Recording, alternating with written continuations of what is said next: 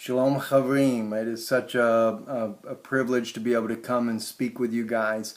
I want to just really thank you guys for the love and support you've shown to us, to our family, and share with you a couple little things here that are going on. I'm doing this on the screen capture, so it's not the best video here for me to do this, but I wanted to quickly do this and upload this.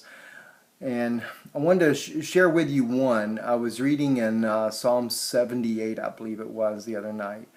And when I was reading in Psalm 78, one thing that really touched my heart, God is speaking about,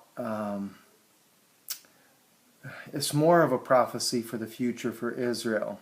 But then he goes into Israel's sins from the past. He speaks about, specifically he names the tribe of Ephraim, which is my father's side of the family. And when I listened to this, my heart was so moved. And I just really began to cry out to God in prayer. And I asked him to forgive us. Forgive the sins of our forefathers, not only my forefathers of the tribe of Ephraim, but also all the 12 tribes of Israel and the sins that we have committed against him. And while I was in prayer like this here, right here in the office here, as I began to cry out to him for mercy, it sounded as if someone stood up in the room, and my heart just began to... It's a fearful thing, but it's a privilege to feel that you know that God is in the room near you somewhere.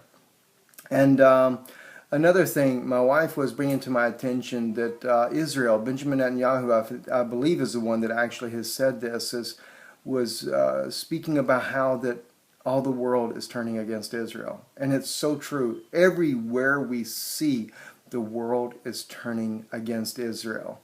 And I know that this is supposed to happen. God will also gather all nations against Israel in order to bring out his judgment. And I believe this is what the two witnesses will cause, because they will bring judgment upon the churches, and they will speak the judgment upon the nations for the rejection of Mashiach, the rejection of God's chosen people as well, the apple of his eye.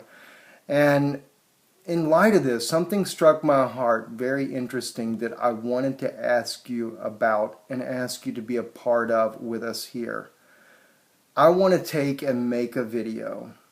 I want to send it to Benjamin Netanyahu. I have connections, not directly to him, but very close to him. Former cabinet ministers, friends of mine in Israel that know him.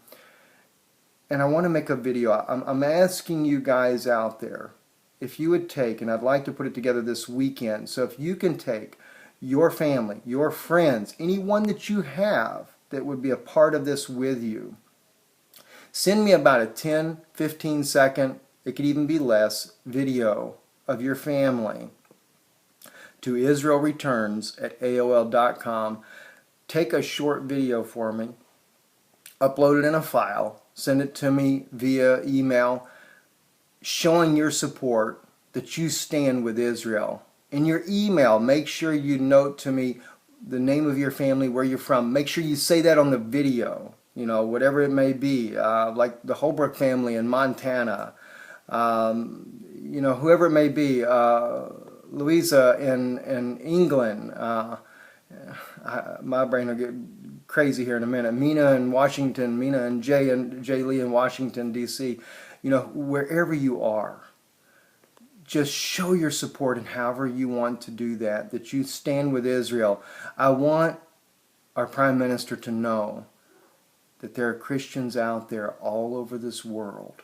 And you may not, even if you're not a Christian, maybe you're Jewish and you watch this video, show that you stand with Israel.